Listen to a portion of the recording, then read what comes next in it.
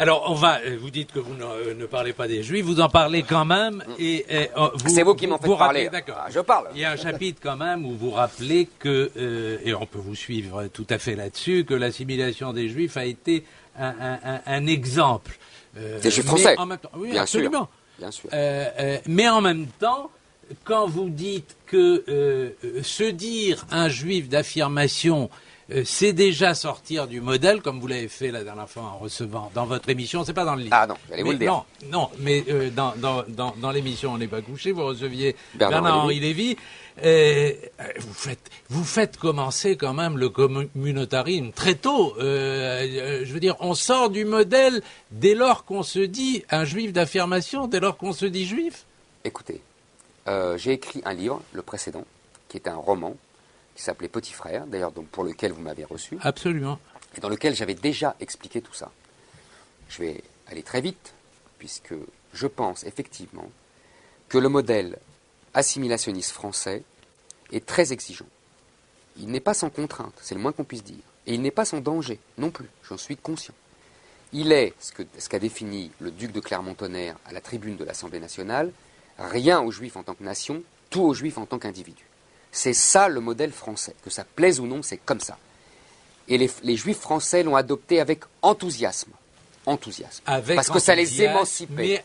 Mais avec une certaine souplesse dans l'application. Non. Monsieur, vous savez bien. Pas du tout. Vous savez bien qu'il y a 20 ans, on pouvait mettre une kippa dans une cour de récréation. On pouvait vous me laissez pas finir. David ou Salomon. Oui, mais je ne parle pas d'il y a 20 ans. Non, mais laissez-moi finir. Je vous parle du modèle français israélite, c'est-à-dire au XIXe siècle et au début du XXe siècle.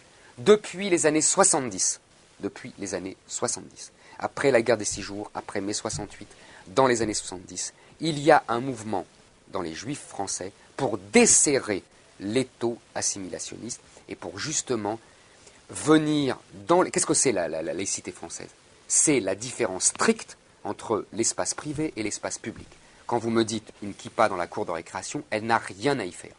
C'est la religion dans l'espace public, elle n'a rien à y faire. C'est aussi choquant qu'un voile. C'est aussi choquant qu'une burqa. Ça a très bien fonctionné jusqu'à présent parce que les Juifs ont été suffisamment intelligents pour s'assimiler tout en gardant une certaine culture. Ce n'est pas les Juifs qui ont été assez intelligents, c'est la République française qui a été tolérante parce qu'elle culpabilisait de la guerre 40. Seulement, derrière cette tolérance, ce dont se sont pas rendus compte les Juifs français, c'est qu'ils ouvraient un boulevard à une autre religion qui, elle aussi, ne connaît pas la différence entre le privé et le public, qui, elle aussi, n'a pas en plus l'histoire des Juifs français en France depuis des siècles, et qui veut s'affirmer, et qui, elle aussi, dit on veut comme les Juifs, on veut pouvoir avoir demander aussi des plats halal dans les cantines des écoles, dans les cantines des entreprises, partout. On veut pouvoir avoir des restaurants halal partout. On veut pouvoir sortir en voile. Islam d'affirmation, mon cher. Comme la calotte. Éric Zemmour. Voilà. Donc on arrête cette discussion parce qu'on sort du livre. Si, on sort du livre. Je suis pas là pour venir parler de ça. Je suis venu parler de mon livre. Éric Zemmour, juste un mot là-dessus quand même. Moi, j'ai l'impression d'un peu de naïveté dans votre propos. Parce que je vais vous dire, vous êtes, vous évoquez votre judaïsme presque comme un israélite français, justement, chose que vous revendiquez, mais vous êtes dans le regard aujourd'hui de beaucoup de monde, quand on regarde un peu sur Internet, tout ce qu'on peut dire sur vous quand on vous attaque notamment, un sioniste, un juif, vous êtes peut-être plus encore étiqueté comme aujourd'hui un juif d'affirmation. Mais mon cher Yves, vous avez raison. Vous voyez? Mais ça c'est un argument trop facile. Bah oui, mais non, c'est un argument trop facile. C'est pas un argument trop facile, c'est la réalité des choses. Oui, c'est la réalité du débat aujourd'hui, tel qu'il a été... Oui, mais il faut aller au bout. Tel qu'il a été instauré par le communautarisme généralisé. C'est-à-dire qu'aujourd'hui, au bout de 30 ans de ce que je décris, effectivement, vous avez raison, on ne peut plus débattre aujourd'hui, on est d'abord ce qu'on est. Ça, c'est la conséquence de l'antiracisme, du droit à la différence, qui nous a ethnicisés, qui nous a communautarisés. Mais je l'ai raconté tout ça. Donc je suis la victime. Je suis la victime, attention, c'est pas la même chose. Je suis la victime de ce que je dénonce. C'est pas pareil. On peut pas me renvoyer ça en disant mais vous êtes un rigolo. Non, je suis la victime de ce que je dénonce et de ce que j'ai dit. Mais dans votre livre, à un moment donné, vous dites que vous posez des questions en tant que juif d'Algérie, originaire d'Algérie, et vous interrogez mais par rapport à votre identité juive. Mais l'assimilation ne veut pas dire la disparition de son identité juive. On est d'accord. On est d'accord.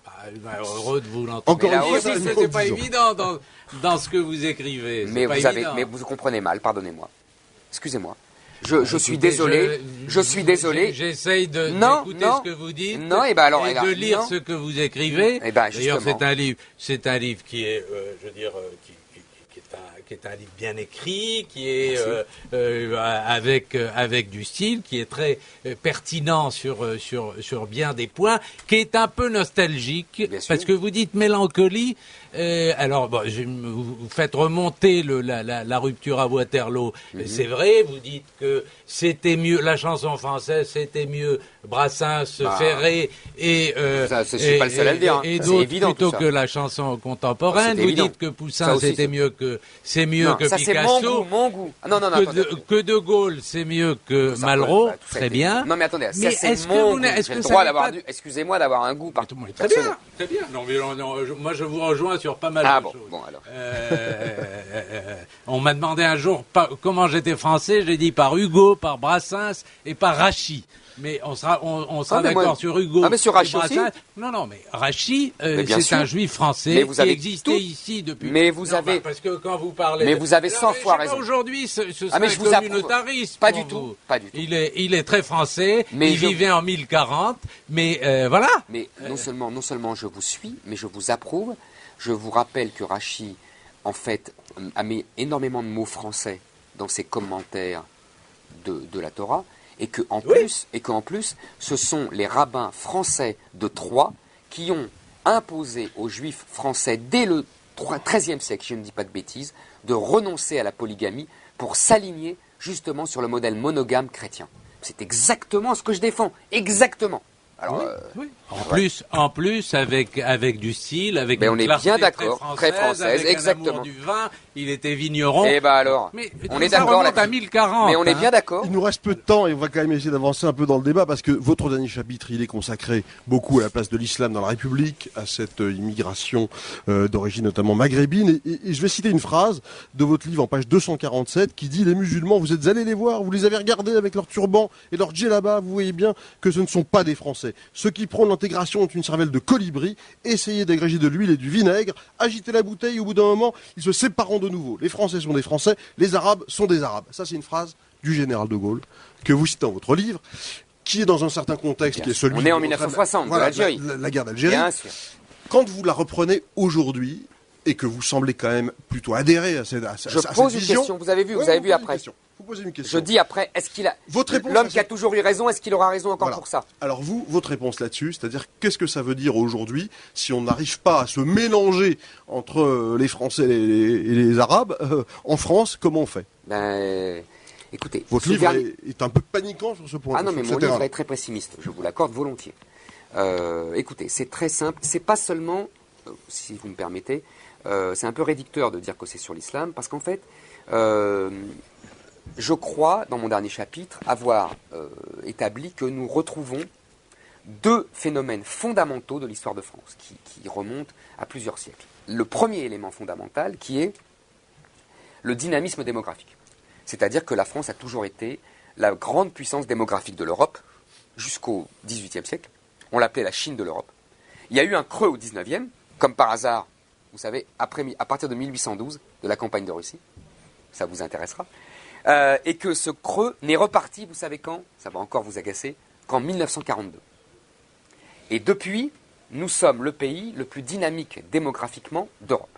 Dans 20 ans, nous serons 80 millions et l'Allemagne sera 60 millions. Donc ce dynamisme démographique redonne la prééminence à la France en Europe.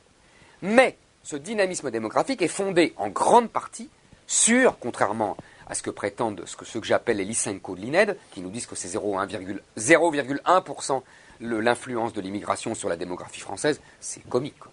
Donc, c'est évidemment essentiellement sur l'immigration. Vous pouvez donner un chiffre qui est de 40 millions en 2050. Jean-Paul Gourevitch. C'est pas moi, hein, Jean-Paul Gourevitch, un démographe réputé, dit qu'il y aura entre 30 et 40 millions d'arabo-africains en France, sur une France donc de 80 millions. Hein, vous voyez les quotas. Si on n'a rien changé en Afrique, si il y a tout les flux migratoires restent les mêmes, sûr, mais etc. tout ça va évidemment rester les mêmes.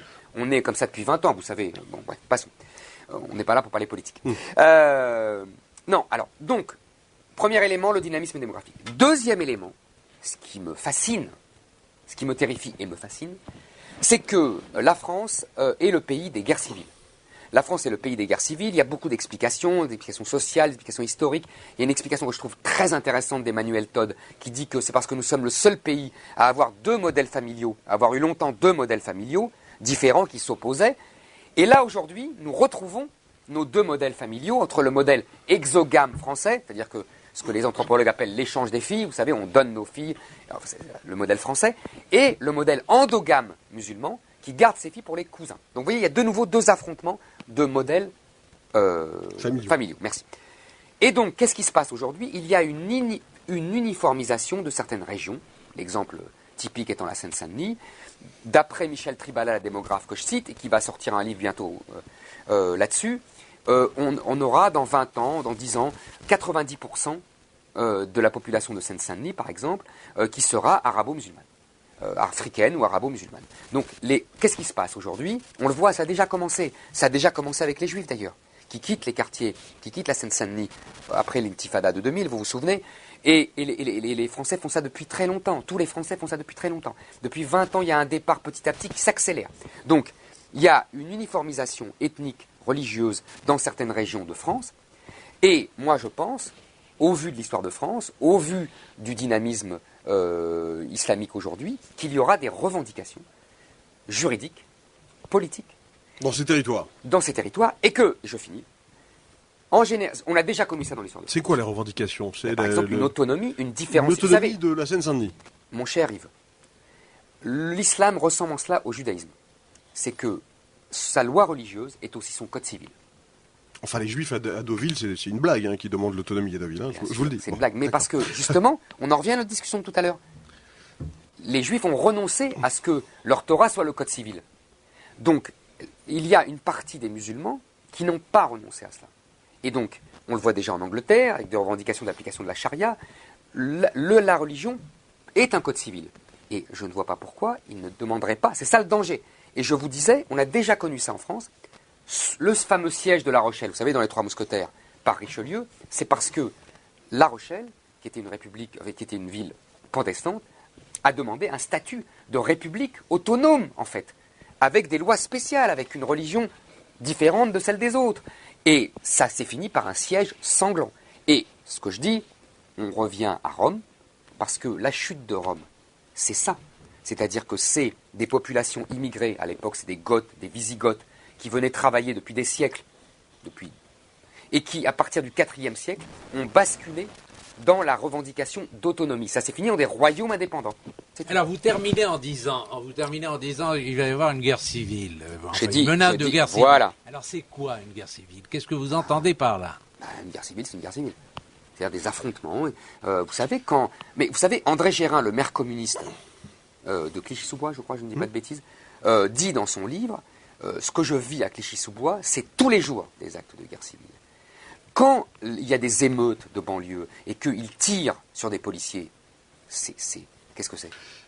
Je veux dire par là que ça, c'est très dangereux. Je crois que nous allons vers des situations dangereuses. Mais qu'est-ce que je vous ne dis pas faites? que je le souhaite, je ne dis pas que ça va forcément arriver, je le crains. C'est ça que j'explique, c'est tout. Mais qu'est-ce que vous faites de ces centaines de milliers aussi de musulmans qui vivent en France et qui s'intègrent et qu'on retrouve dans les universités, dans le monde associatif, maintenant en politique, qui deviennent ministres, vous avez tout ceux-là qui sont peut-être aussi l'espoir de l'intégration? Vous avez tout à fait raison, ils sont l'espoir de l'intégration. Mais ils ne sont pas dans votre livre. Ah, ils ne sont pas dans mon livre parce qu'ils sont dans mon livre.